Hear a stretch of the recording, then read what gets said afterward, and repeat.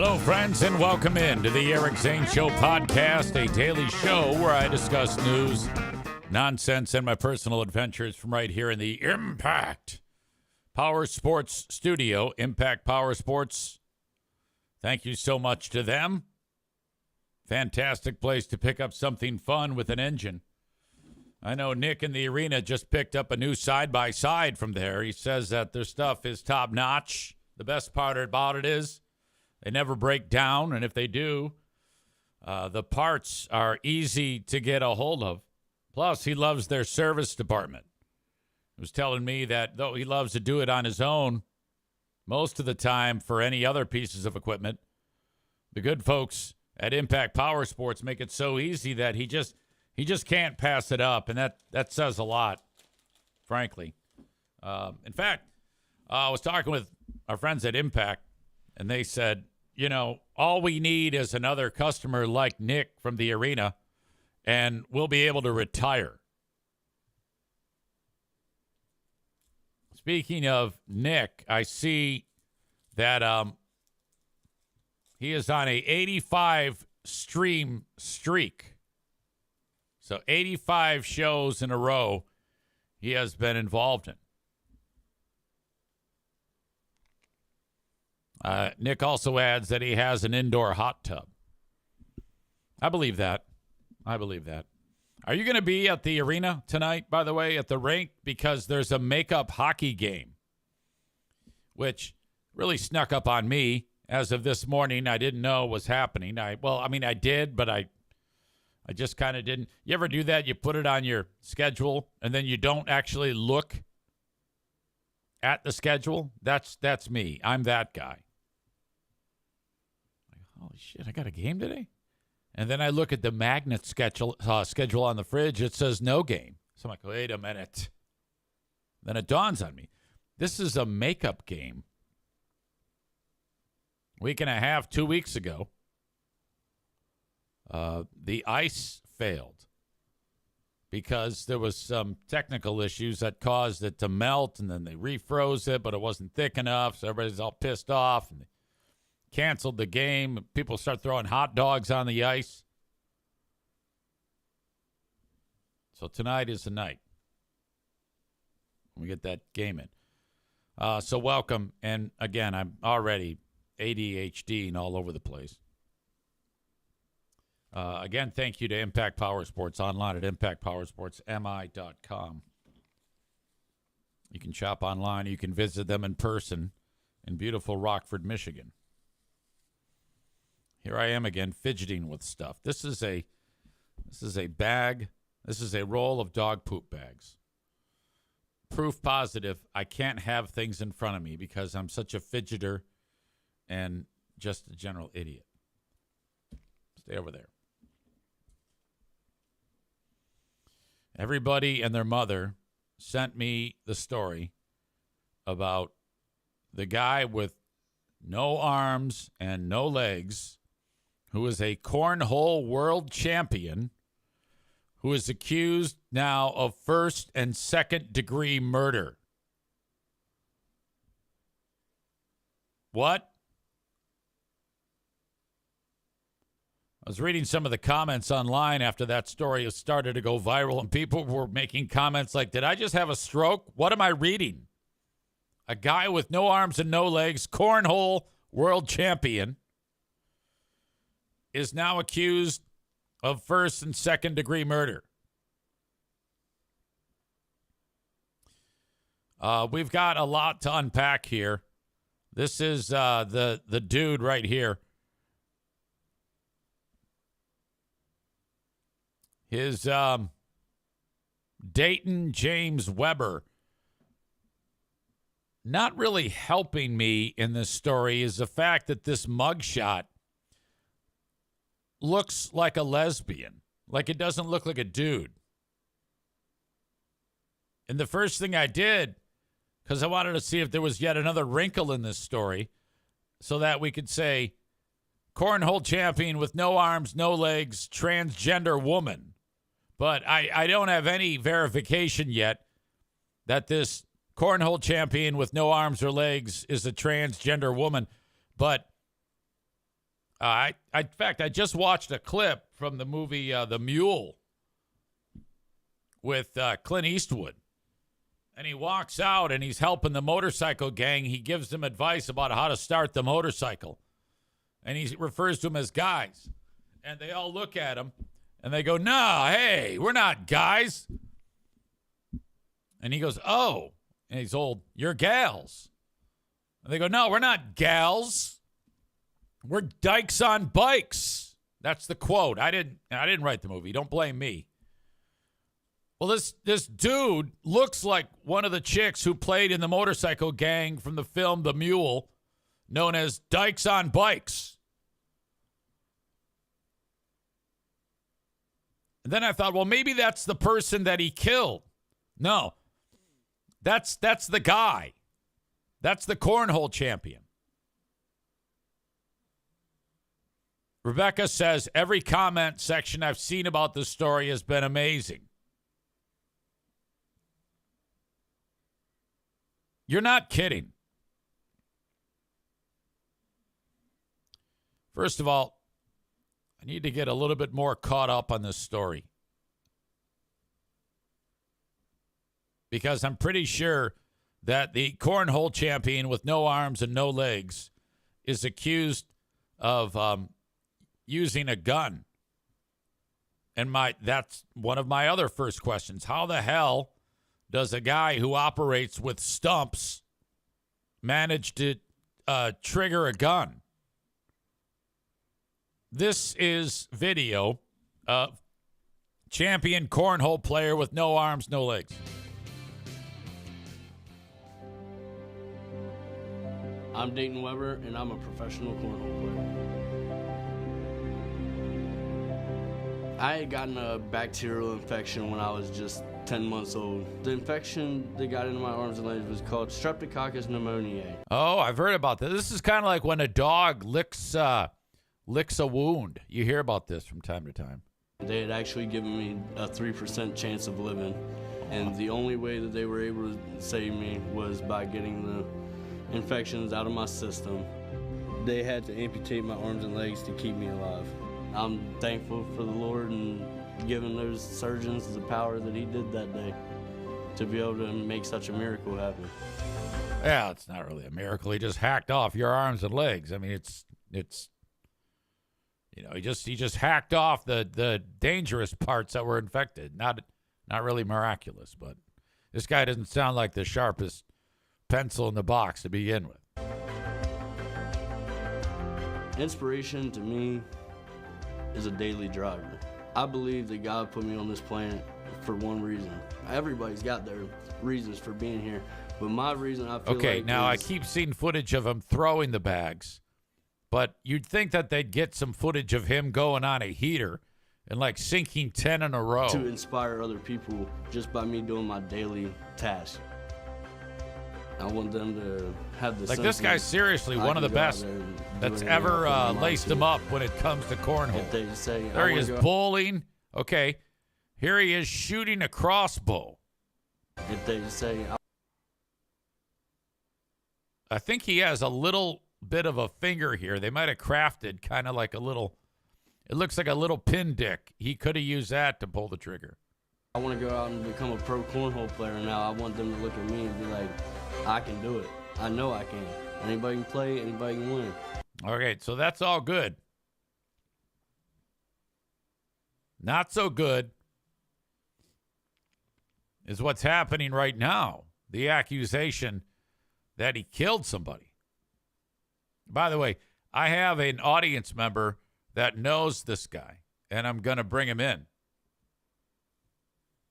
Kind of like how he had an expert yesterday on the show who will now forever be known as air traffic controller Dean Root out of Albuquerque, New Mexico. I'll explain later why that is.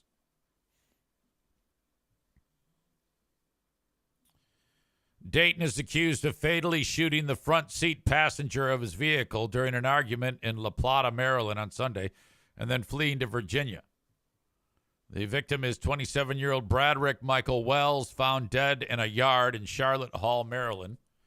2 people who were in the back seat of the vehicle witnessed the shooting. Weber asked them for help disposing of the body, but they refused. They got out of the car, left the scene, and immediately flagged down cops. They did the right thing. Hang on. Excuse me.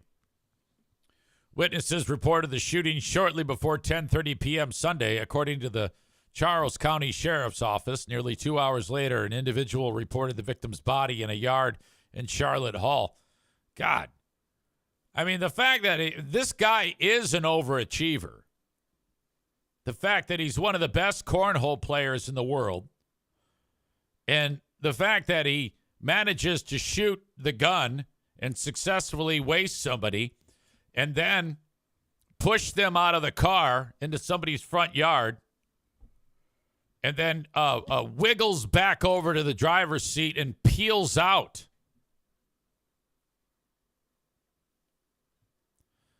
Nick, in looking at the guy in the video of him throwing bags, says he reminds me of the shape of a piñata.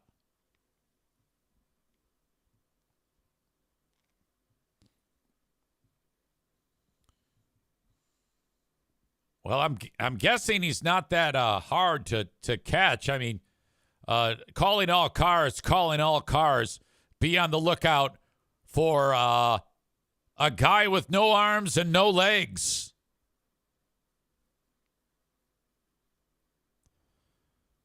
Wells, the guy who was shot, and the 2 other passengers in the vehicle were all known to each other. He was profiled by ESPN, like you saw in 2023, crowned the best cornhole player in Maryland in 2020, and he competed in the American Cornhole League World Championships the following year. The American Cornhole League addressed his arrest, saying in a statement on Monday, "This is an extremely serious matter, and our thoughts are with all those impacted, including the family and loved ones of Bradrick Michael Wells." Yeah, I think that you need to say prayers to the family of Bradrick Michael Wells, and that's all. Maybe the 2 others that did the right thing and got out of the vehicle and called the cops. You know, they're lucky that they got out of the vehicle without being shot by this fucking idiot to begin with. I mean, you'd have thought that after he shot the guy, that the 2 would have put that fucking idiot in a rear naked choke right away and wrestled the gun away. I mean, how hard would it be to hold that fucker down? You know, oftentimes you see videos of like special athletes, like who's the guy? Kyle Maynard was a wrestler with no arms and legs who became a great collegiate wrestler despite having no arms and legs. And I'm going to tell you right now that I don't give a shit. There is no fucking way I could ever lose in any sport to somebody with no arms and no legs. All right? Like, I would kick this guy's ass in cornhole, wrestling, shooting of a crossbow, swimming, cooking, anything. You know why? Because I've got arms and legs. That's why.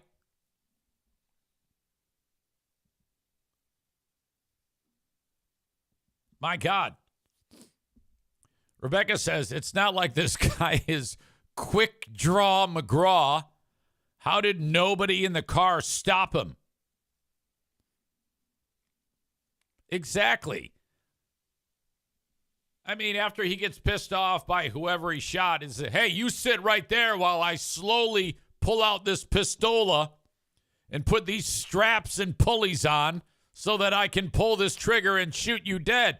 You just grab the fucking gun and bash him over the face with it until he doesn't even look like a human being.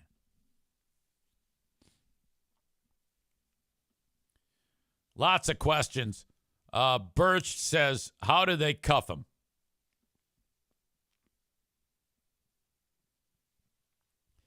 Tophus says, the fact is, he's a 4-time amputee and is a cornhole god. They should let him off the hook. And then he says that 4-time amputee would beat your ass in cornhole and cooking and shooting people and wrestling. No. Alan says, what if he had a special arm with the gun built into it? Whatever. Rich says his cornhole is going to get some unwanted use in prison.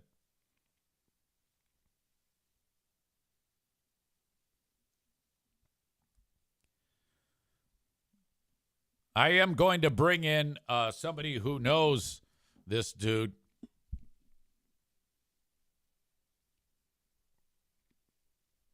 If I could get my phone to work. Jason Dufalo started up the business Cornhole America a few years back. He's a old school sponsor of the show. I'm trying to bring him back, but it just so happens. Eric Zane, how's it going? Jason, how are you? It's been too long. Fantastic. Interesting day. Yeah, definitely. So do you know 4-time amputee cornhole champion guy? I have met him. He obviously travels around the country playing cornhole, so I've met him a few times, and I've talked about him a lot because he kind of fits the motto of anybody can play, anybody can win in cornhole.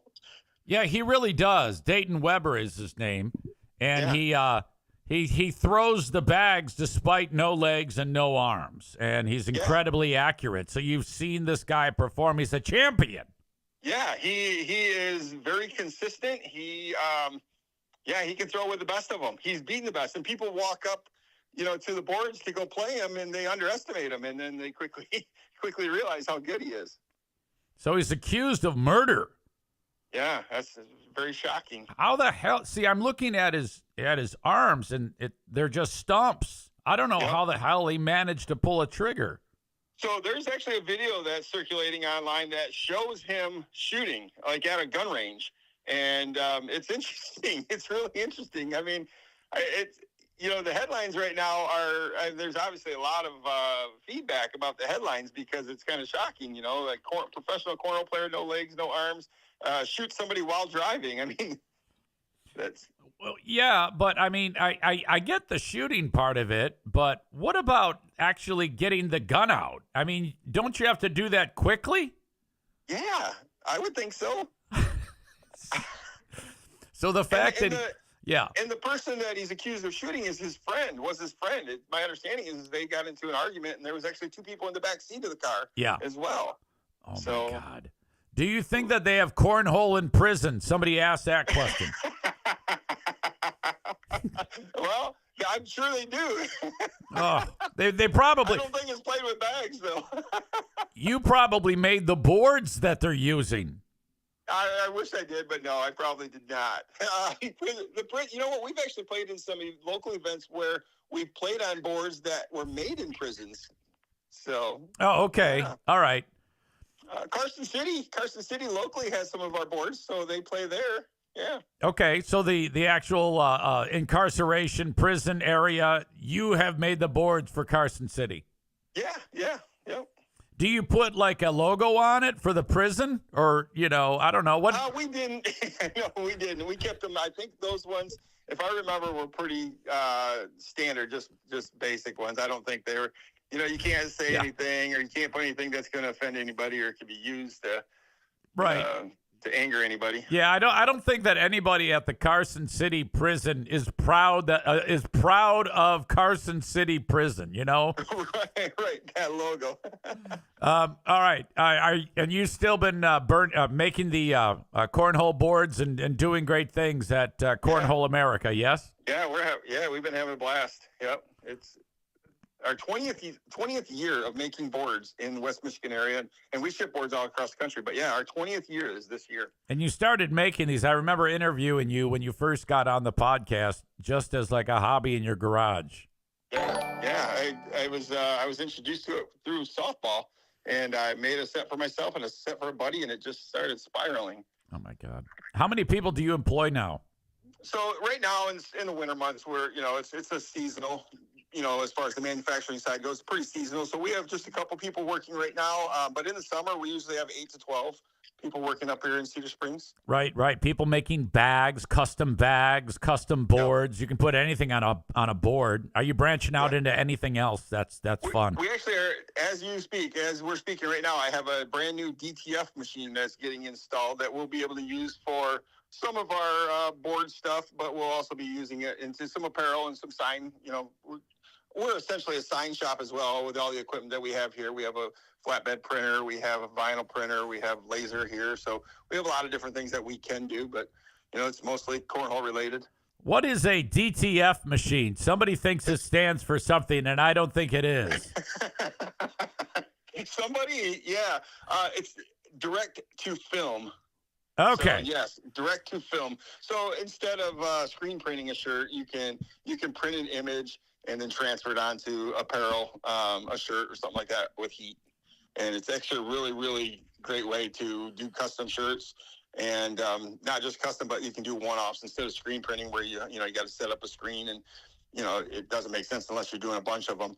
DTF, you can custom do a design, which is great. Now we're incorporating that with AI now, because we can, on the cornhole side of things, we can say, hey, here's our top 100 favorite cornhole team names.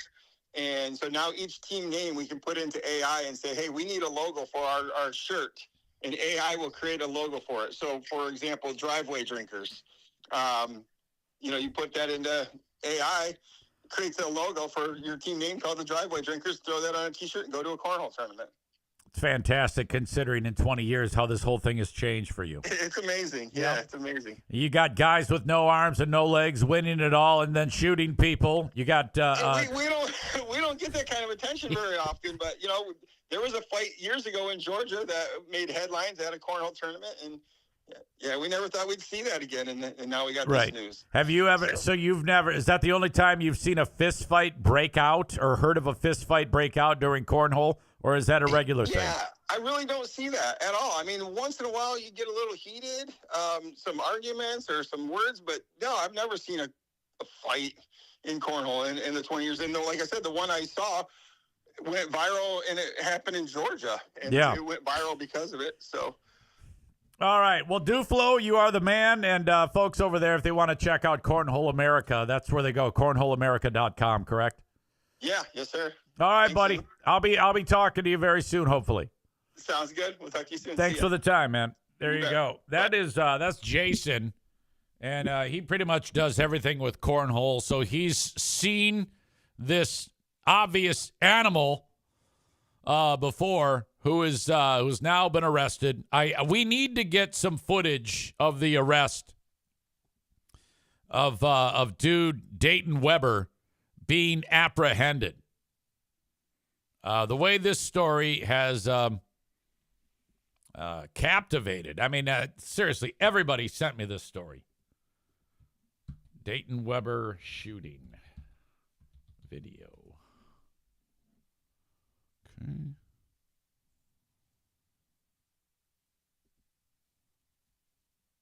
There is now video emerging of him shooting a gun.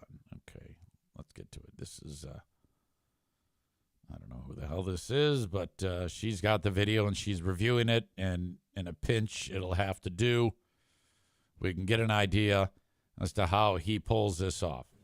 There is now some new video emerging from YouTube that we want to show you of Dayton Weber. This is the quadruple amputee who is shooting a handgun in this video. He is also the same person who is accused of shooting and killing a man on Sunday in Charles County.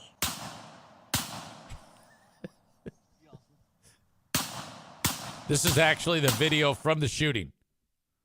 This is it. By the way, it's taken him forever. Charles County.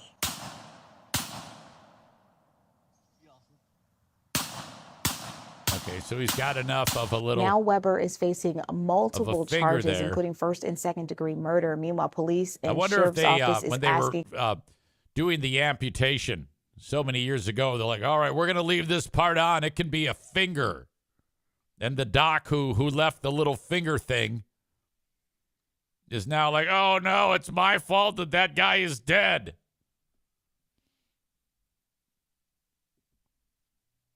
Donut Dan says, step out of the car with your hands up. LOL. He is not complying. Tase him, Bill. Rebecca says, put a high caliber shotgun in his hands and he definitely gets launched by the gun kickback. Nick says they use one of those cat restraint slings. I don't know what that is, but it sounds like something.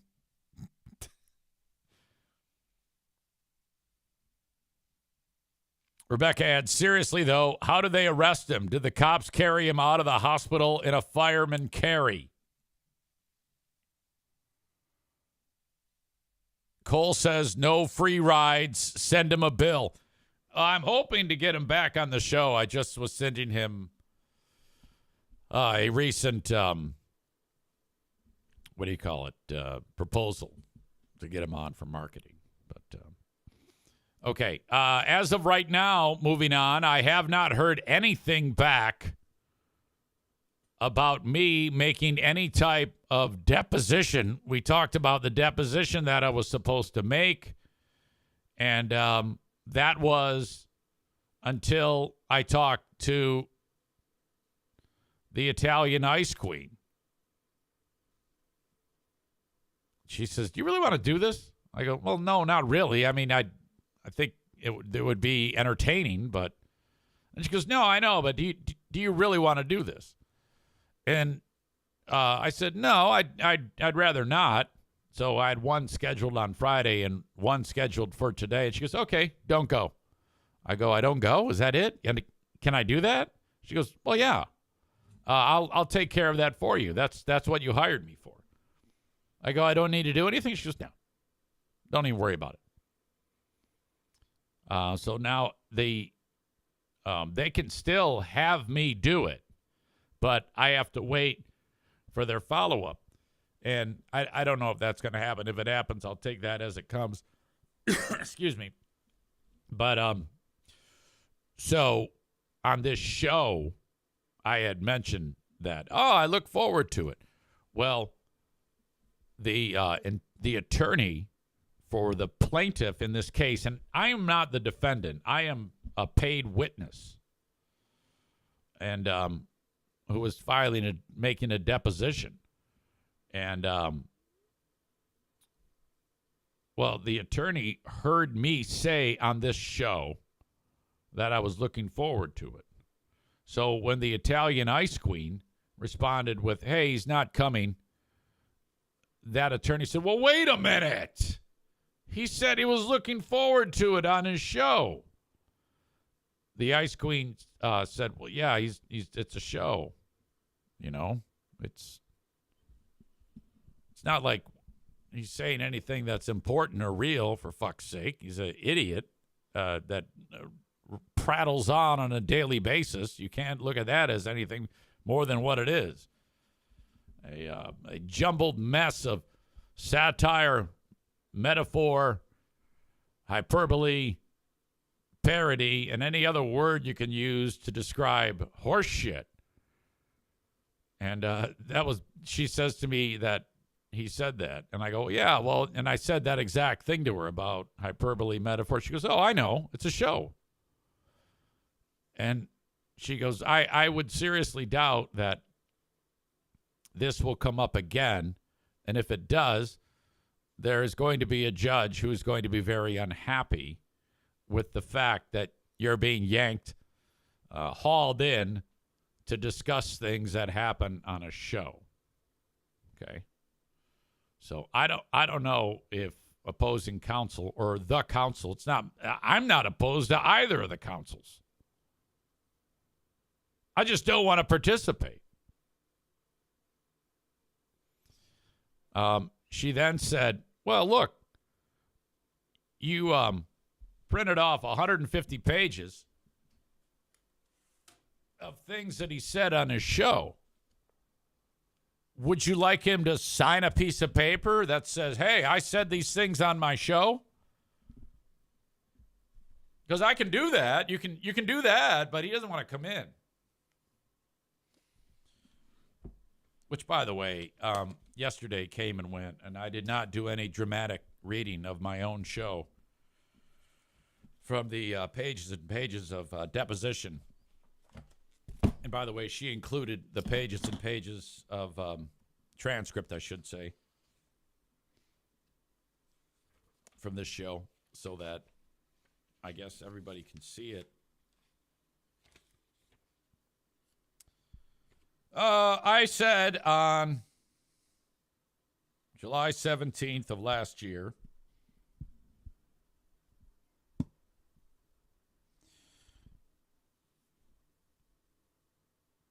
Nick is, of course, backup PA announcer for your Michigan Rangers. So Chris D, Coltron, and Mario are like, oh my God, this is fucking terrible.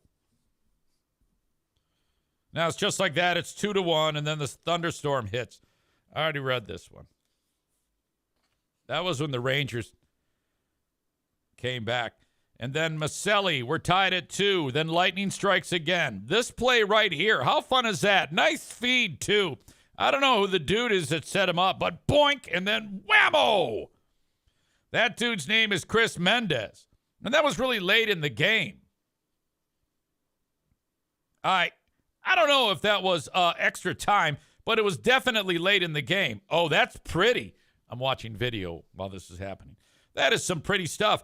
I wish I was up in that booth with those boys. God damn, that would have been fun. And there you go. They win. Now they're hosting. They're not hosting any more games. They now travel. If they win any more, they'll be on the road playing. Nick says that was about 3 minutes after the previous goal. There was about 10 minutes or so left. So I don't know why this has anything to do. What I'm reading to you right now has been suggested that has something to do with a custody case between two hillbillies, very ugly hillbillies. And I can't for the life of me figure out what this playoff soccer game has to do with that, but apparently someone thinks so. So that's really retarded. Sorry. I told Pooh I would not say that word anymore. I've got breaking news to get to, and I already read this one too.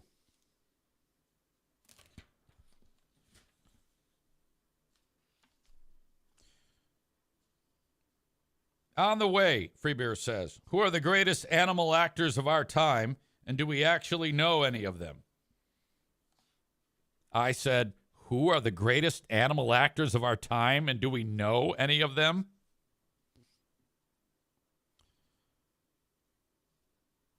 And then Greg said, you probably don't know them, but we'll find out together. And then I guess I was reviewing who are these Freebeers at this point. And then I said, probably not, but we'll find out together. Okay, so you don't know the animal actors, but you're still going to do a segment about who are the best animal actors of all time? And who the fuck is going to have a segment about who are the greatest animal actors of all time? Who cares? Yeah, that's a hell of a tease. Who are the greatest animal actors of our time, and do we know them? We'll find out together. All right, so there's 14 animal actors, I guess. Does anyone even describe them as animal actors? Even that's weird. And he goes ahead and does that, and then they have to guess, and then they earn points. Now, if that isn't begging for a review, I don't know what is.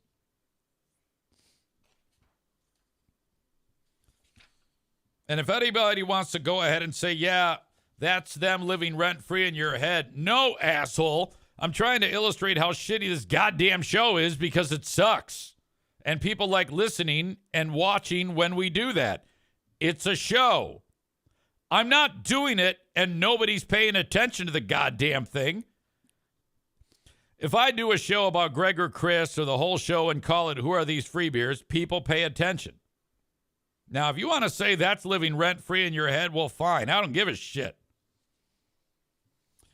Cole says, and that's Cole in Colorado Springs, Cole says, remember when you guys did games on Fridays and actually did a good show the rest of the week?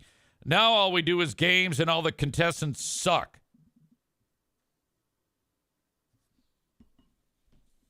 That concludes today's transcript reading of the Eric Zane Show as read by me. Me reading the transcript from my own show. I will be auctioning off the copy of the subpoenas, which were pointless because I am not and did not show. I did not and am not showing up to the subpoenas because I am following orders by the Italian Ice Queen, who I was talking with my pal Jimmy Minima, and he says to me, by the way you describe her as like in charge and just like the name, the Italian Ice Queen, she sounds hot.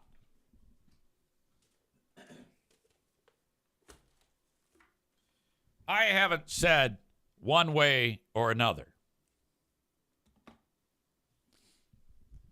but I will now. She's intensely brilliant and attractive. Not that that affects me in any way with my decreased libido from the prescription medications in my advanced age and, you know, the fact that I'm married. But yes, she is incredibly attractive. Rebecca says, I sent you a TikTok of Kelly Cheese that showed up on my FYP this morning. I got that from you and from another person who has to remain anonymous. And I'm going to feature that in this week's Who Are These Free Beers? Because there's a lot going on in the video that she sent. There's a lot to distract you.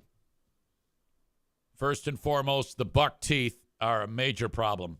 This chick needs to spend less money on Botox and more money on fucking braces.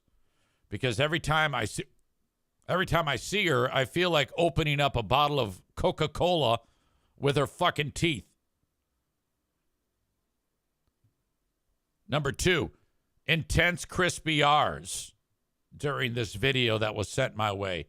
And 3, she's gross. We get to watch her eat, and since she doesn't have a napkin, wipe her mouth off with the bag that the sandwich came in because she's a fucking pig. Holy shit. Jesus. Yeah, so we have Who Are These Free Beers this week, and I should say a Big Fraud Thursday is when it will all happen. We have Who Are These Free Beers, show number 91, and then we have the Ben and Eric Patreon podcast after that. I will say that in Who Are These Free Beers, I'm going to give you an example about why you cannot send in criticism. Well, you can send in criticism to the Free Beer and Hot Wings show, and it is either going to be met with zero response or complaining and attacking you on the air for your criticism. Because they beat up the guy who sent it in for like 20 minutes. Like, for example, yesterday I read some criticism from a fan of Who Are These Free Beers. In fact, the guy who sent me the video of Kelly first is the same guy. I don't want to give up his name because he asked me not to. And I read to you because I was fishing. I go, hey, you like Who Are These Free Beers? You're going to love my free regular show when it's just me. And he goes, no, I don't. I don't love it. I don't know what the fuck is going on with you. No, I don't like it. Fuck. And he said that the only show that he's ever liked with just one person is Bill Burr. Now, that's when I knew that he's fucked up. Because Bill Burr sucks shit. I don't give a fuck how many more people pay attention to him. His show is horrible. And I'm not saying mine's great, but no, I am. Actually, I am. I can't even look you straight in the face and suggest that my show is not good. It's absolutely perfect. I'm like, how the fuck can you like that garbage and not like this? So I actually sent the guy the show And he wrote back. He goes, I listened to it. It was good. I go, well, of course it was fucking good. You mean to tell me that all I had to do was bust your balls a little bit, and now it's the greatest show ever, you dick?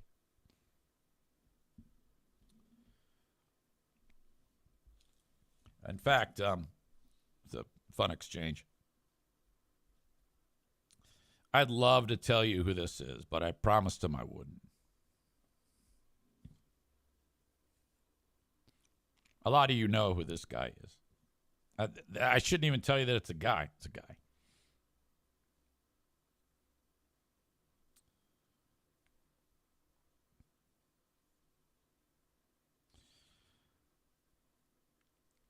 First, he sent me the video of Kelly, and I wrote, she blocked me. I can't look at it. You're right.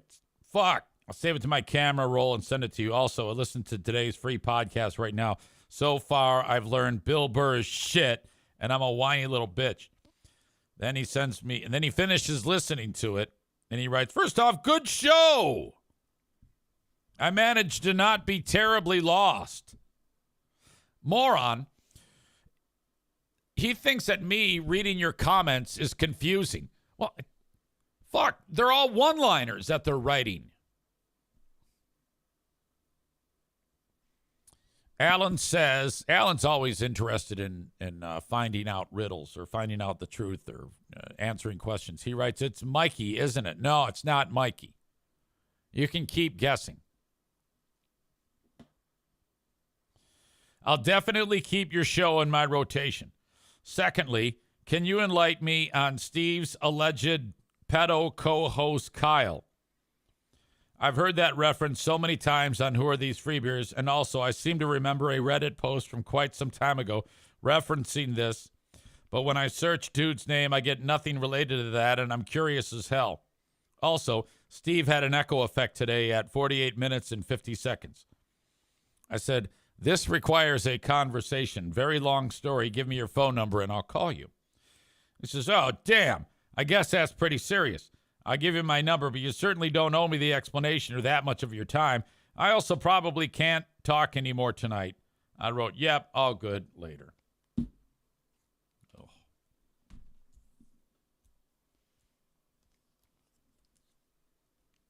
Birch says, it's Steve. He is sick of Greg's shit. Just kidding. Just kidding. Stand by.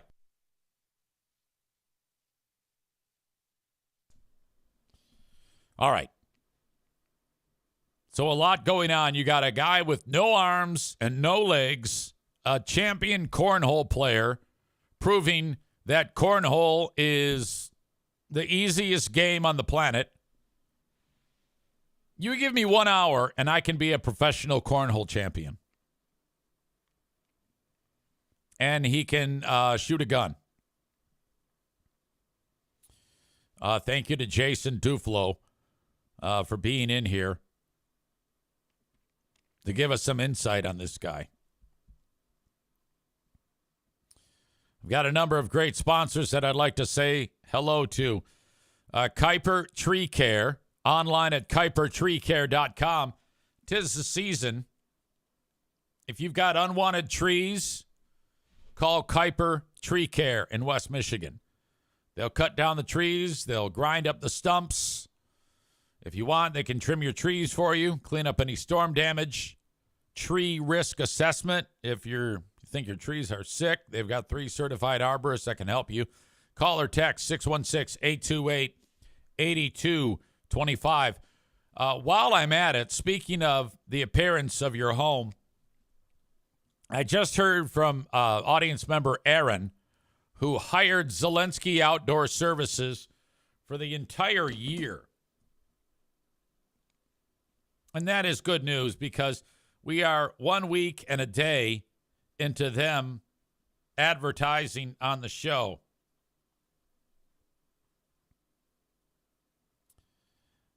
So I'm very, very happy about that. He said the price was just too good. I couldn't pass up the price of the services. So get your lawn cut by Zelensky Outdoor Services. Call Nate today. He's a one-man show, one of these amazing mom and pop businesses that help make the world go round for your old pal EZ. If you are interested in having someone do this for you, I can promise you this: lowest price, best service, most efficient process. There won't be grass laying all over the fucking cement with clumps of grass on the ground. He takes his time. 734-626-7788. Have him do for you what he does for me. 734-626-7788. If you could just call for a quote and let him get his foot in the door, I promise you what he's charging you after the estimate will be enough to make you go, I really don't need to cut the lawn. He can do it for me.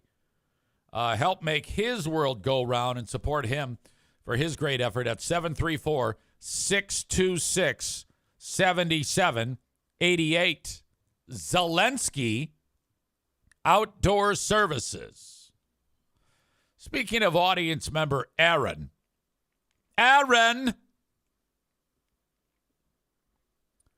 he reached out to me. In his line of work, he does something known as three-way communication. We talked about the crash at LaGuardia, where a nameless, faceless person joined us to give insight as to what could have happened there.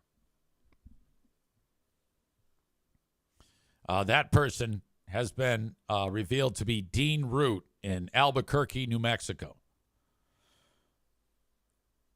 We had talked about how the guy in the fire truck, and by the way, there's video of this that I'm going to show you in a minute. Not for the faint of heart, of the actual accident. You can see how it was unavoidable. Fire truck says, "Hey, I want to cross runway 4." And then the guy says, "You want to cross runway 4?" And then the guy starts crossing it. And then the air traffic controller goes, "Okay, wait right there." No, wait. Air traffic controller then goes on and says, "Man, I screwed up." We didn't play that part of it, but he did say that. I goofed, or it's my fault, or some shit.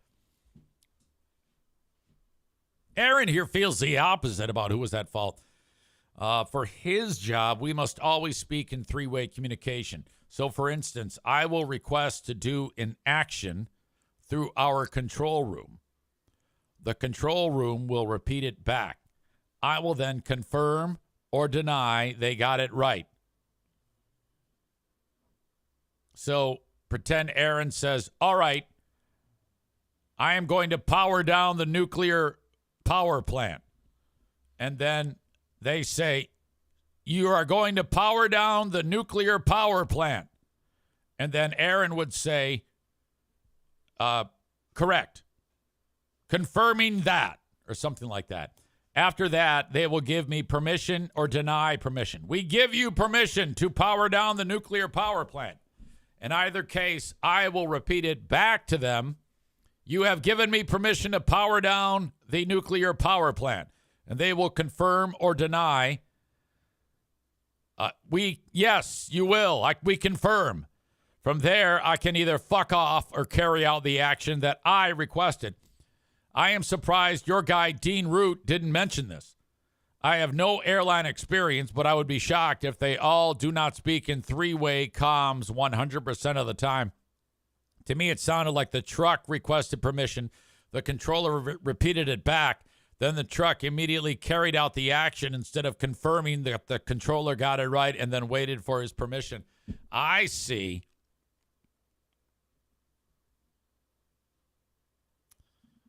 Megan is here. She says, "I just sent Nate a text." Well, that's outstanding. That makes me so happy when you guys engage the sponsors.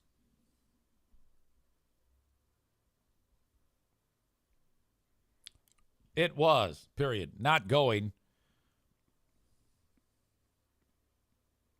Not doing it because I was ordered not to by the Italian Ice Queen.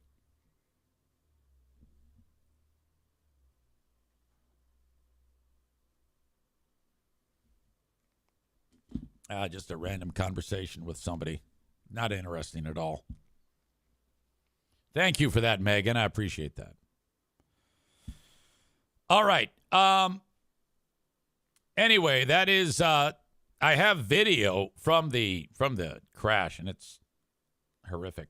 Piano Finger Banger says we need to get the Italian Ice Queen on the podcast. What area does Nate work?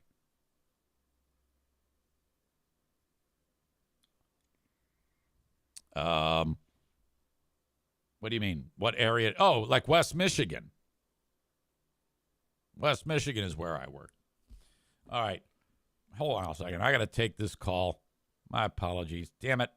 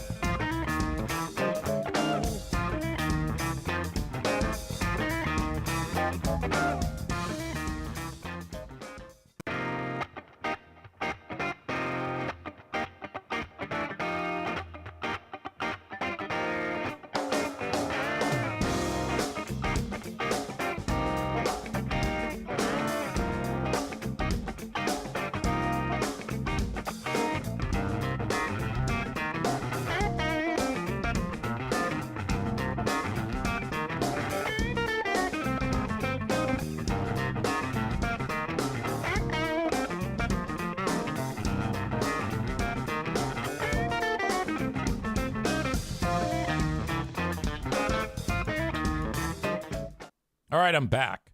Sorry. I had to get some clarification from the Italian Ice Queen. I said call, but I sent an email.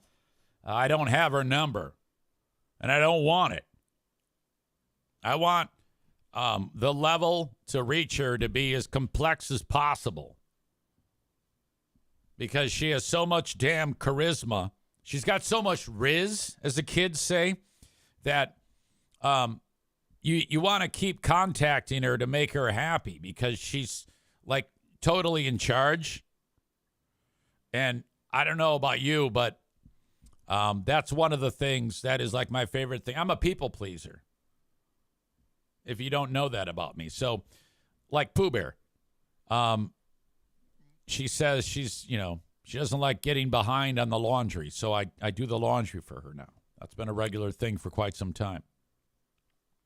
I'm always looking to make people happy. Never am I looking to upset people or be rude or insulting in any way. Josh in Borculo says West Michigan is a big area. Yeah, he'll do it anywhere. For sure, all of Grand Rapids area.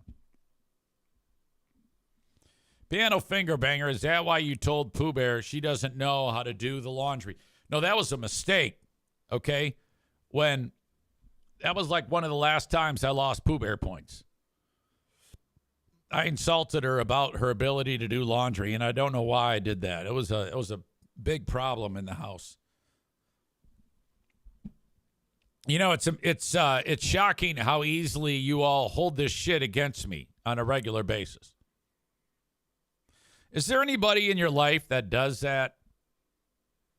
Like, let's say person A and person B are married, and person A does something to person B in 2012, and then the year is 2026, and something breaks down in communication, and as the conversation is at a normal level, and then it starts to fall apart and degenerate and drop in quality as the ages of the two parties diminish, and they become like children.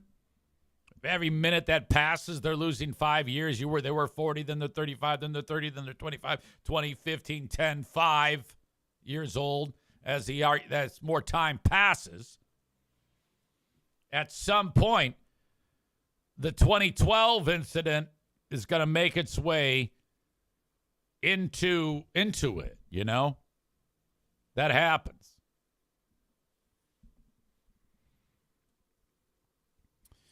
Rebecca says, his name is Jeremy, but I also do the same to him.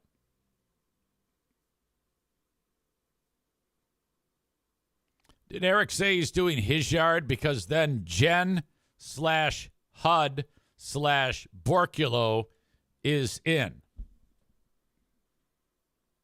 Who are those people?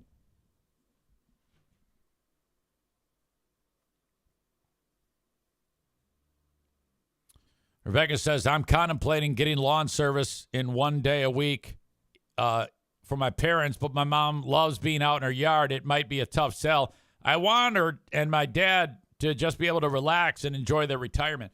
No, just get it, and then they can, like, help Nate. They can work on other things, like flowers.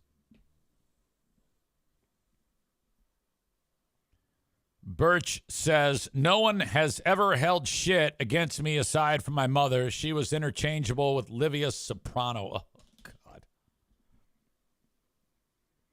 Rebecca says, ours is never petty. It's always in jest.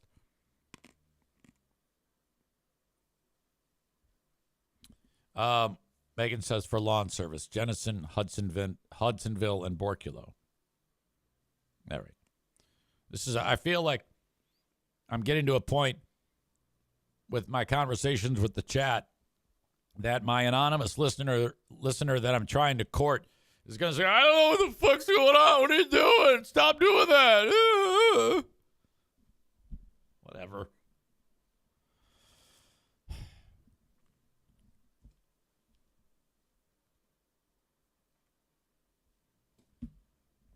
This is the video that I'd like to get to, or that I am going to get to,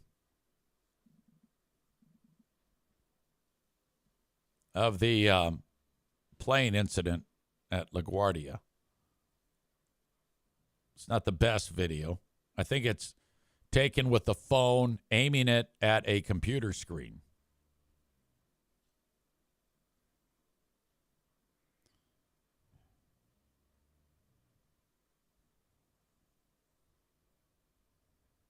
It says, warning, distressing content. Okay, you see the flashing lights? That's where they're going to cross. There's the lead right there. And now here comes the plane. Oh, God. Oh, my goodness. That's crazy. One more time. Oh, God.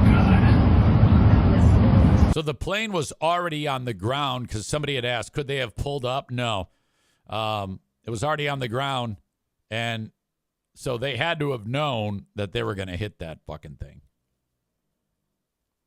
The plane was traveling at 130 miles an hour as the plane crashed into the fire truck. Oh, God. Plane's bigger than I thought it Oh, was. my goodness. That's crazy. Okay, and the two pilots, they died in that. Boy, there's going to be a massive, massive lawsuit.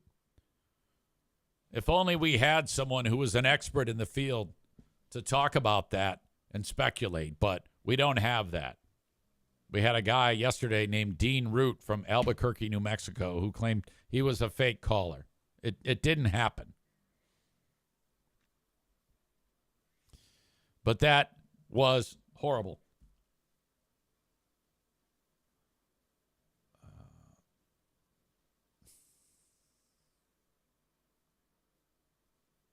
All right, hang on a second. Hold that thought. I got to respond to this. 2 or 3 things going on at once, unfolding right before my eyes.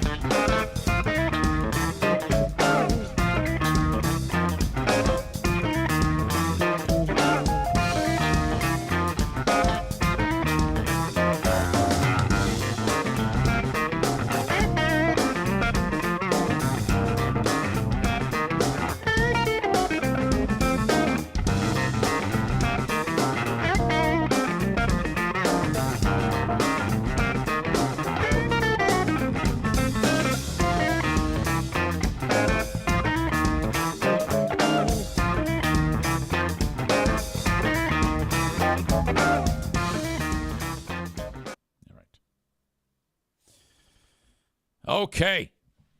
What else do I have for you today?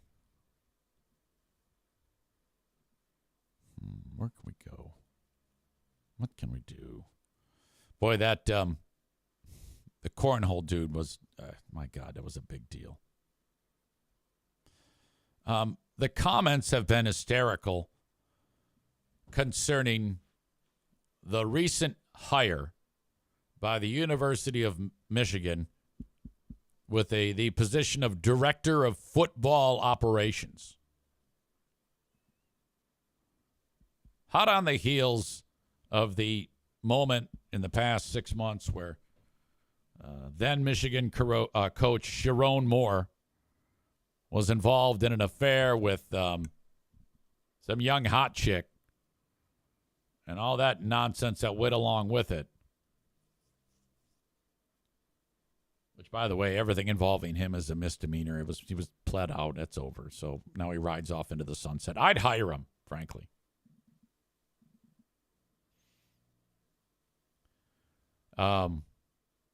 Michigan has hired this chick as the Director of Football Operations. It's either Natalia or Natalia. I think it's Natalia. Natalia Hilton. Now, you may notice about Natalia that she's a stone cold stunner and hotter than fuck. So that's the first thing that anybody thinks about this, is that she's hot as fuck. So that's why I cracked up when the internet responded with various Sharon Moore videos and GIFs or GIFs, whatever you want to say, like this one here, Sharon Moore right now, and it shows Denzel from, it looks like the film Malcolm X, when he's having a goddamn temper tantrum. Sharon Moore outside of the facilities. Let me in. Let me in. I shouldn't laugh, but the Sharon Moore comments are pretty funny. Michigan football's new recruiting manager, and it shows Sydney Sweeney. Sharon Moore. And it shows R. Kelly crying. Mike says, have they not learned from the last staff? What do you mean? Are you suggesting that just because the chick is hot, she's going to have sex with someone from the football office? That doesn't mean that. I kind of like the move. Michigan, always has marched to the beat of their own drumming. So I like that they're the next big hire, the Director of Football Operations, appears to be like one of the hottest chicks around at 25 years old. Here she is wearing a man shirt, and she's beautiful. Sonny wrote, no offense, but this is a joke hire. It should go to a former or current NFL personnel guy. And yes, many have applied. Well, I don't know that. She might have all the knowledge she needs to do the job.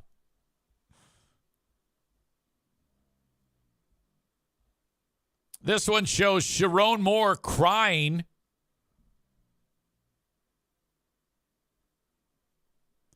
All right.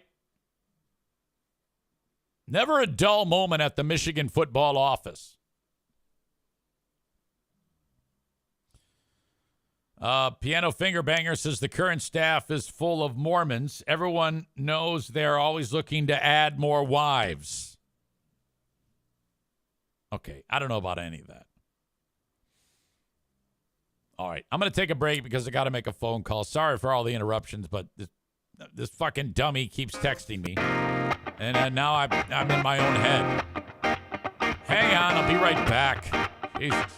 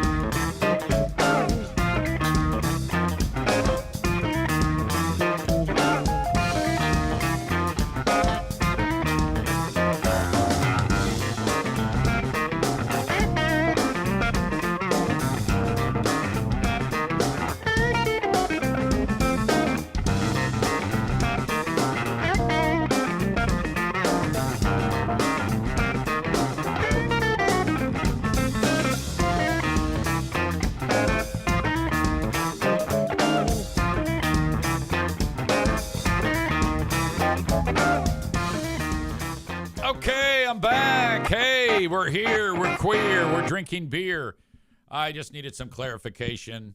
I get into my own head sometimes, and then I'm like, wait a minute, I got to make sure, and then I do. That's how, okay, when you make sure that when you pay attention to the details like I do, then, you become a peak performer like I am. So that's what's up. That's what's going on here right now. Boring. Okay. There was a massive sewage spill near where I live, and there's really nothing to talk about here. I'm just curious because, well, there is something to talk about. It isn't so much from the story. It's my own opinion of things that this is, I think, reason number 8 billion why swimming in anything other than a swimming pool, and even that is questionable, is horrific. Now, I know. I used to open water swim. Like those triathlons, you get in the water and you swim. You're in a lake. And there's also the threat of brain-eating amoeba that exists. We talked about that before. But also hideous is the sewage spill. There was just one not that far from where I am here near the community of Allendale. And in the story, it says no contact advisory issued after sewage spill in Ottawa Creek. So this is only going to mean something to a percentage of the audience. This is Lake Michigan Drive. This is Ottawa Creek here, which feeds into the Grand River. So the feces went into Ottawa Creek, which then goes into the Grand River. And then everything red here, all the way to 68th Avenue, is no contact. Don't even be around it because there's so much feces in the water. Now, how that happens, I don't know. But it did. So raw sewage goes into the creek, which goes into the Grand River, where people swim, boat, fish. And I guess my question is, how the fuck does anybody even go into these waterways? I mean, if you think about it, because at some point it's going to be like, oh, it's all clear. Now, how? What happens? Is it simply just the feces dissipates? And this article answers it to some degree, but I was doing a little research that the shit that's in there, it's consumed by the aquatic life, or it settles down into the sediment. And to me, that's not good enough. All right. I still shouldn't. I mean, we fish, we eat the fish, we swim in the water. That's fucked up. Okay. The accidental sewage discharge was reported to the Ottawa County Department of Public Health Monday, but it began Thursday. People should not make direct skin contact with the water. That includes fishing, kayaking, canoeing, touching the water or the edge of the water with bare hands, or handling equipment or gear that has been in the water. Splashing is not advised, and people should also keep children and pets away from the water's edge. This is fucking serious. Water contaminated by sewage carries harmful bacteria or viruses that cause stomach or intestinal illness. If you are in contact with the water, avoid touching your face, nose, eyes, mouth, washing all exposed skin with soap and water, watching for symptoms. It sounds like you're being exposed to like nuclear waste. Symptoms like nausea, vomiting, diarrhea, and skin infections. If you develop those symptoms, contact the doctor. The advisory is in effect until water samples come back clean. Ottawa County Department of Public Health will provide when that happens. Well, I mean, fuck it. I don't want anything to do with it. How about the fact that that map, you know, it ends at 68th Avenue like it's a hard finish line? I don't give a shit. If I am, let's say I'm 5 miles downriver and my brother takes a shit off the bridge in the river, knowing that shit is on the way, that turd, just that shit alone, knowing that is in the water is enough to get me out of the water. So that's fucked up. I think, again, as a rule, we should just avoid these things. Nick says you will end up like the guy on RoboCop if you fall in the Grand River. Piano Finger Banger Heads, was Dave Matthews in town? Amanda says, great joke. How's the shoulder? How is the shoulder? Keep the pain meds in you. Do not deviate from the protocol with the pain meds. Oh, my God, you poor thing. She says it hurts. I'm telling you, I've not had that surgery, but Pooh Bear has. Rotator cuff repair. Oh, my God. Megan says, where did the poo come from? Chris in Buffalo will help. Well, yeah, it came from one of those plants, no doubt. Megan says to Nick, wait, the Grand River feels like something you'd love. Amanda says, I've got Oxy and my ice machine going. All right. Yeah, that's fucked up. Waterways are absurd. You know, it just, most of it just winds up there. And then if you are ever like in a lake where the bottom is squishy like that, you know what I'm saying? It's a very disconcerting feeling. Just know that all that is shit that has kind of like discorporated.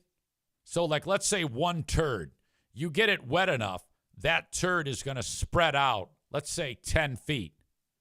So now the one turd is spread out over 10 feet to the particulates, and then they sink to the bottom to become part of the sediment.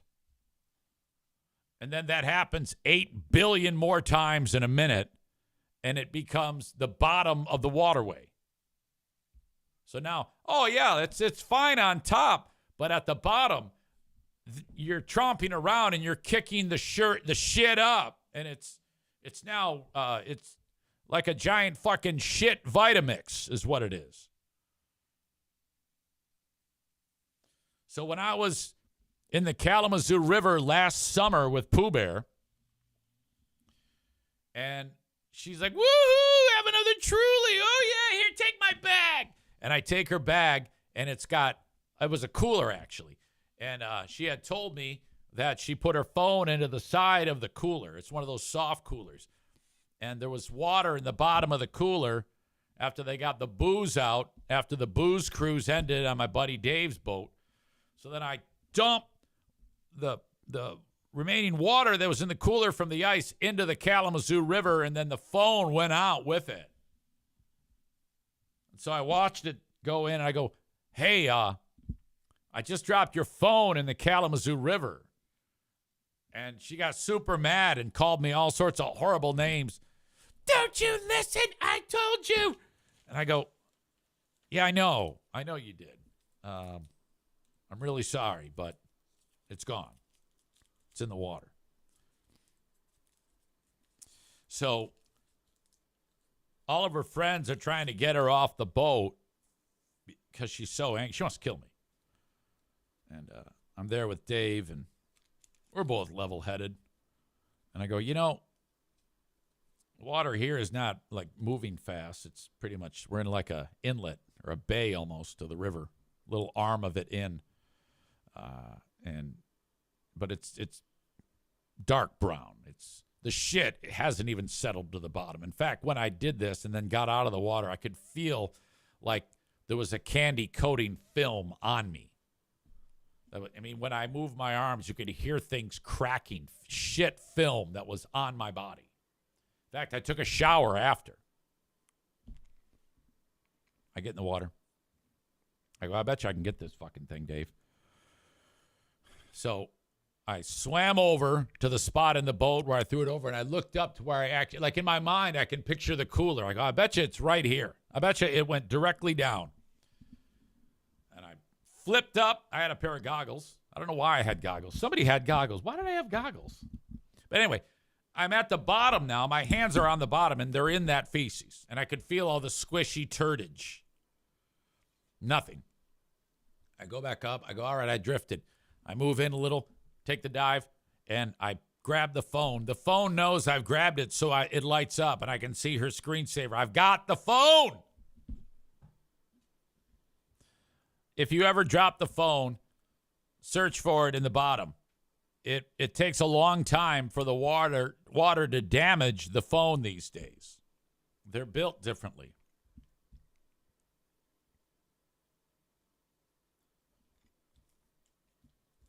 So that's that was, and then she was so happy.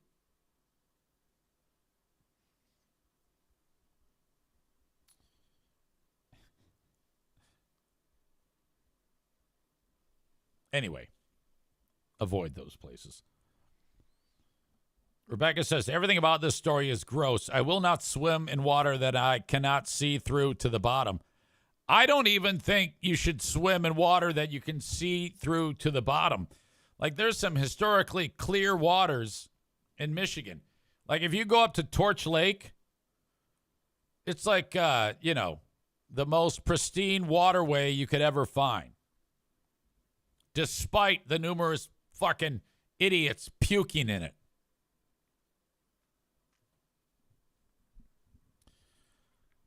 Nick says, I was tubing. I had a tube pop in the Flat River, and I had to wade through 50 yards of lily pads. Really made you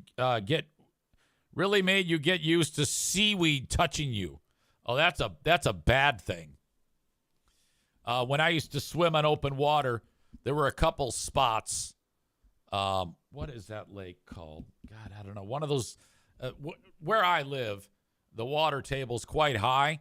So when they build neighborhoods, they dig out vast amounts of soil. And when it comes to actually making the homes, and then they make these man-made lakes. There's one particular one.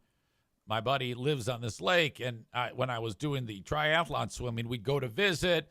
And say, hey, I'm going to catch a swim, jump in the water. And one year in particular, the algae blooms were incredibly high on this lake. They ended up having to treat the fucking thing.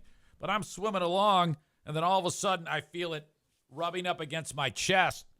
And I'm like, uh-oh. And then I keep going, and then I'm in it. It's like grabbing at me. It's one of the most disconcerting feelings in the world. I'm like, oh, fuck! Get the fuck out of there. Nick says, gross. Doing laps in a runoff pond. That wasn't a lake. It's probably true.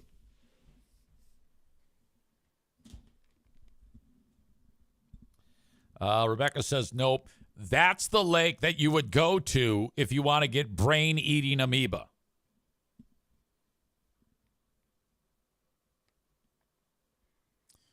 All right.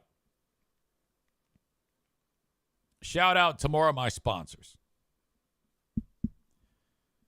The Mario Flores Lakeshore team of Van Dyke Mortgage. When it comes to getting a mortgage, buy now, refinance later. Get pre-approved for a mortgage today. I know I sound like a broken record on this, but honest to God, I mean, get out of your current scenario of paying rent, and own your own home. And then when things go wrong with the house, don't fix them. That's my motto. Reach out to Mario at 231-332-6505. That's 231-332-6505. I did fix something over the weekend, though, and I reached out to Nick for some advice on it. Nick, the electrician. Just a dimmer switch. And I was successful, but there was a point when I was a little bit confused, and I I took a couple of pics and sent, hey, what do I do about this? And he's like, did it come with instructions? Read those. I'm like, oh, fuck, you're right. And it worked out. So I felt good about that. Minor electrical update. I did that. That's a great feeling when you actually accomplish something. So I went downstairs. I shut off the fuse. I go up, take the old one out. Wires are coming out of the wall. I was confused. I text Nick. I know I may or may not hear right away. I don't know. So what did I do? I went to bed. This is on Sunday. Pooh Bear gets home, and she's like, I see you're working on some projects. I go, yeah, I am. And so she sees that. Now, right away, she's suspecting that we will now have wires coming out of the wall for the rest of our time living in the home. And she thinks that because that's usually what happens 10 out of 10 times. But not this time, no. Because after Nick encouraged me to read the directions, I went ahead and did that. And the next thing you know, that dimmer was hooked up and we are in business.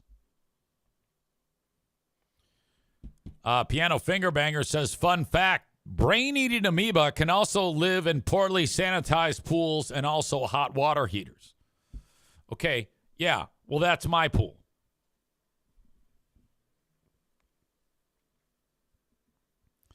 All right.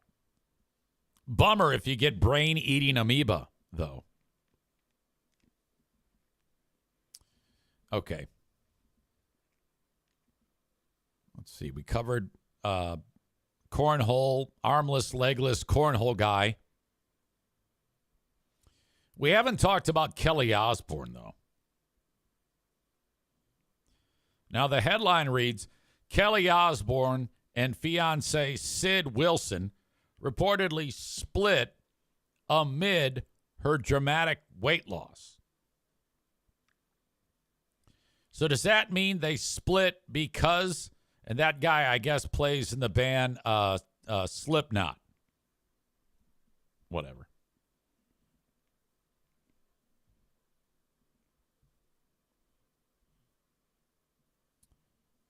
This is the couple recently. It looks like this picture was taken at the Grammys in February. That was the one when they did the tribute to Ozzy that Post Malone sang, which I like that. Nobody liked it, but I liked it. Chris in Buffalo says she does have sucker fish face now. She was a cute girl at one point. Megan says Kelly has been losing weight for 3 years, so that's weird. Alan says Kelly looks like a corpse.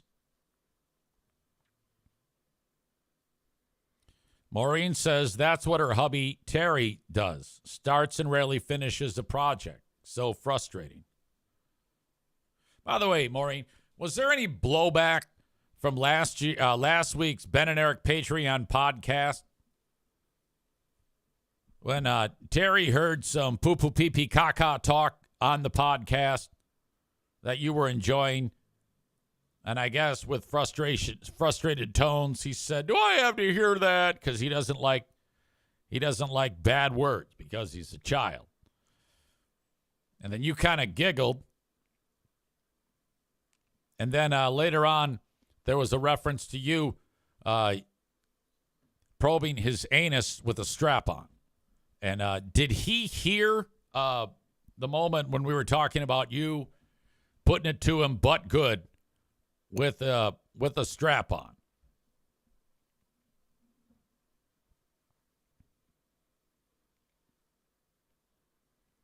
Maureen says, I really would like to get him to sit in with me on Ben and Eric. Yeah, he would have to sit in and as a punishment. Like he needs to actually sit through the whole show so we can get his reactions to jokes like that. All right. Now, if I didn't know what Kelly Osbourne used to look like, this wouldn't be as weird. her appearance here. She looks quite thin in the face and and everywhere. And also, whatever her hair is doing here, I don't know if that's a wig or what, but the way it's framing the face, she reminds me of that hot Martian robot on Mars Attacks. The one that bit off Martin Short's finger. Excuse me.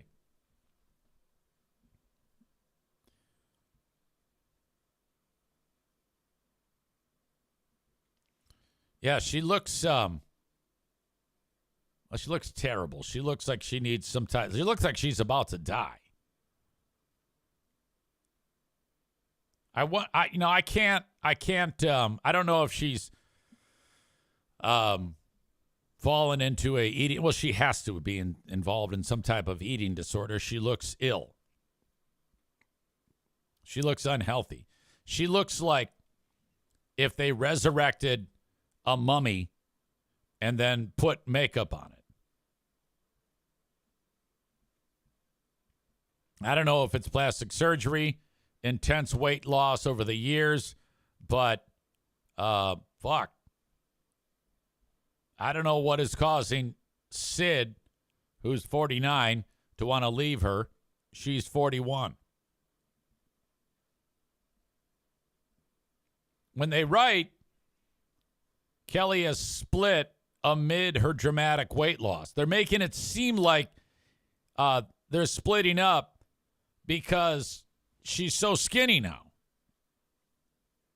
I mean, she's so skinny that if you had sex with her, like your ding-dong, you'd be able to see it moving underneath her belly. That would be off-putting. I wouldn't be able to do that. Amanda says, I'm surprised the doctor gave her a prescription for Ozempic. Megan says, you don't need a prescription for Ozempic.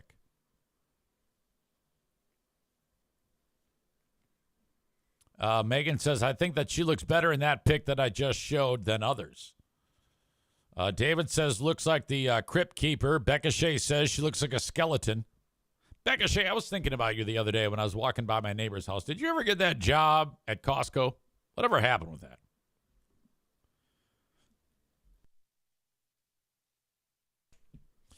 There looks to be some back and forth between a couple of titans who have gone at it before. Amanda responding to Megan about getting a prescription for Ozempic. Amanda says, well, I'm pretty sure you do. And then Megan says, okay, you don't. Amanda says, how would you get it without one? I think this could all easily be solved with a simple internet search. Can you get Ozempic over the counter? Right? Is that what I should ask?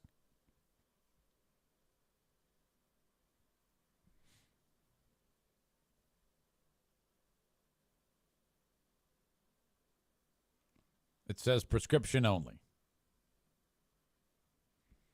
And then it's our AI overlords says Ozempic is not available over the counter and requires a prescription from a licensed healthcare provider. It is a medication designed for type 2 diabetes management.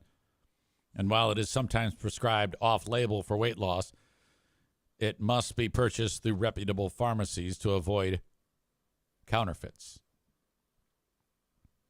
A licensed healthcare provider must evaluate your medical history before prescribing it. You can obtain a valid prescription via reputable online platforms and telehealth services. Okay, so just by reading that, Judge EZ is going to give the victory to Amanda here.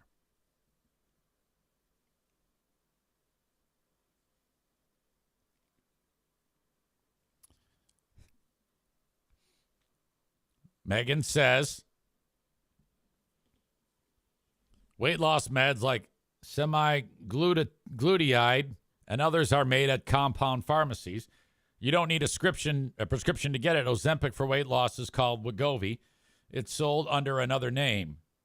Okay, so if I looked up, can I get Wegovy without a prescription. Maybe, they just changed the name of it. Can you get Wegovy OTC?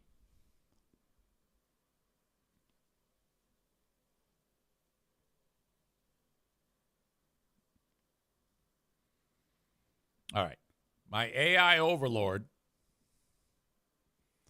says that I cannot.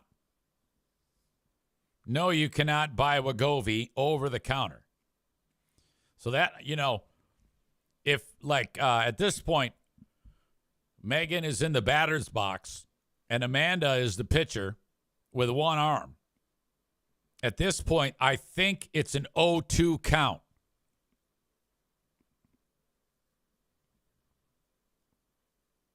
So I don't know. I'm just happy that you two are seeing eye to eye again and are being so sweet and friendly to each other. It makes me happy.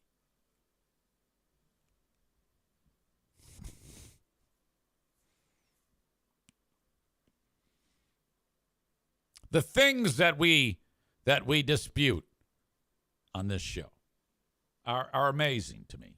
It's really the lifeblood of it.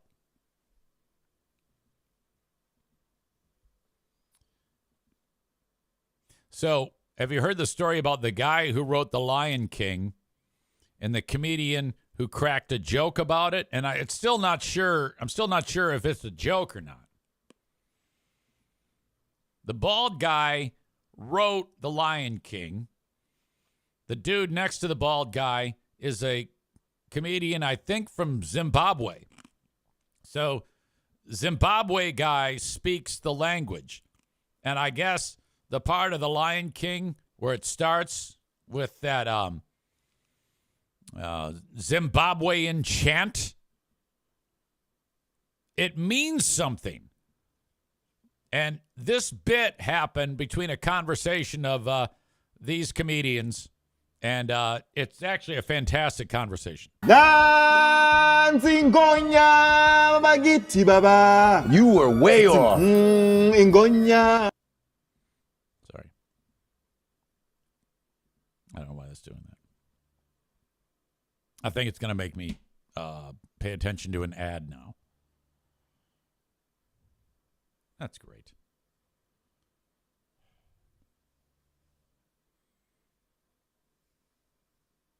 Oh, great. Yeah, I want to know about Sprouts Organic Distilled White Vinegar. Dancing Gonya Bagiti Baba. You were way off. Ingonya Ma. All right. What does it mean? It means, look, there's a lion. Oh my God. You're joking. That is not what that means. That is not what that means. That's exactly what it means. That's what it means. Look, there's a lion. Oh my God. It's a Look, there's a lion. Oh my God. It's a lion. His reaction is fantastic. Holy shit. Look, there's a lion. Oh my God. All right, well, this did not set right with the guy who wrote it. And he is suing the comedian $27 million. The guy who said that all that means is, look, there's a lion. Oh, my God.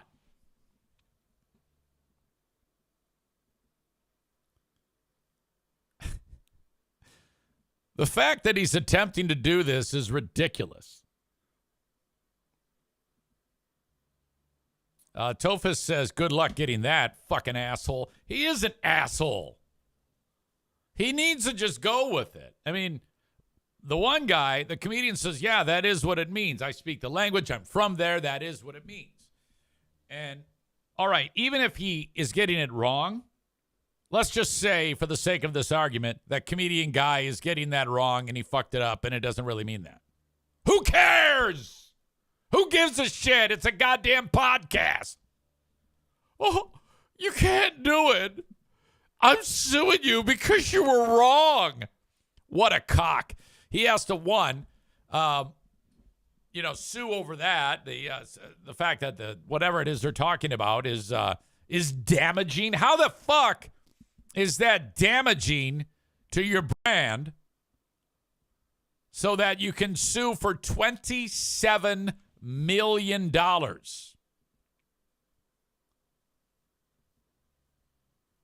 He had won a Grammy for that, and that is Lebohang Moraki, known professionally as Lebo M. He filed the lawsuit last week in California against Learnmore Jonasi. Real name, Learnmore Mwanyanyeka. Jonasi went viral in the clip from the 154 Africa podcast for making, quote, false statements of fact about the meaning of Nance Ingonyama composition, according to the complaint filed by People. The chant, which is Nance Ingonyama Bagitha Baba, I sounded like Pellerito there, is used in both the original 1994 film and the 2019 adaptation. Jonasi is being sued for misleading representation in violation of the Lanham Act, a defamation per se, trade, libel, and tortious interference with prospective economic advantage. Really? Jonasi said it means, look, there's a lion, oh my God. The complaint says Jonasi presented this as authoritative fact, not comedy, and that in doing so, he mocked the chant's cultural significance with exaggerated imitations. And again, I say, so what? Jonasi's reduction to, look, there's a lion, oh my God, is not a simplified translation. It is a fabricated, trivializing distortion meant as a sick joke for unlawful self-profit and destruction of the imaginative and artistic work of Lebo M. Well, first of all, even if what he's saying is bullshit, the comedian, how is look, there's a lion, oh my God, offensive?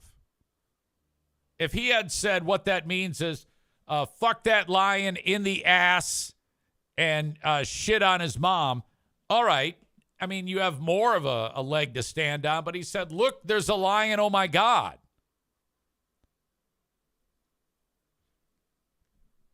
The writer says the true meaning of this is all hail the king. We all bow in the presence of the king.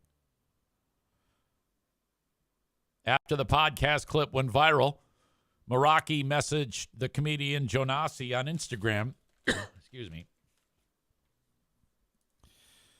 and said that his stated comments were not part of stand-up and sought to erase over 30 years of work, to which Jonasi disagreed.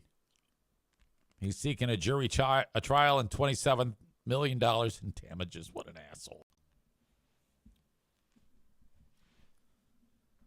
I don't know. Is it really worth it? Wouldn't it be more fun, though, to send him a nice message and say, okay, have me on your show, and we need to discuss the meaning of this. I wrote that song, and you know better. But no, he's got to be a bitch about it.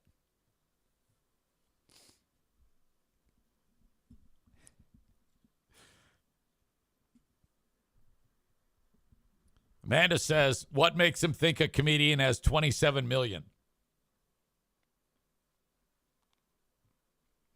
When Tofus gets on a roll, it's hysterical. He writes asshole of the day, the guy who's suing. And then he writes, and first of all, David wrote, suing for what? Tofus says, you know how much that guy is worth? Millions from that dumb song. And then he calls him a fucking twat. And then he writes, you know what? That song sucks now. Fuck that guy and fuck the Lion King and fuck that jungle. Burn it down.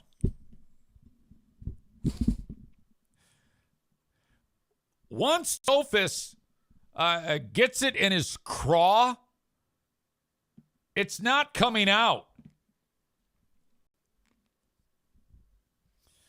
That's fantastic.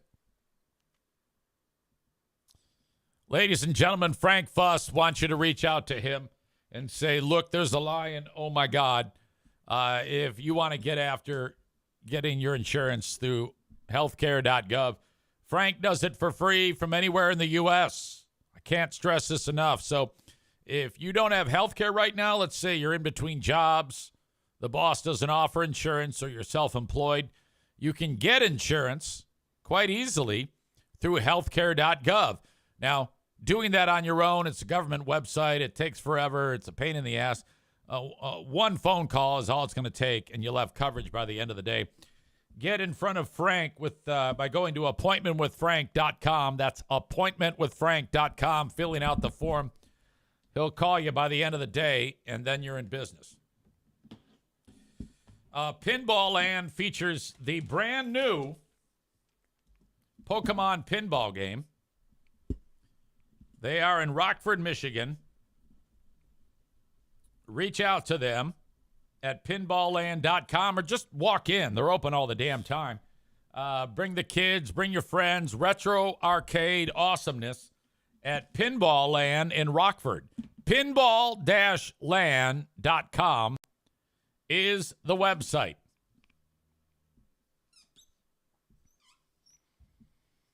I have time left for the asshole of the day.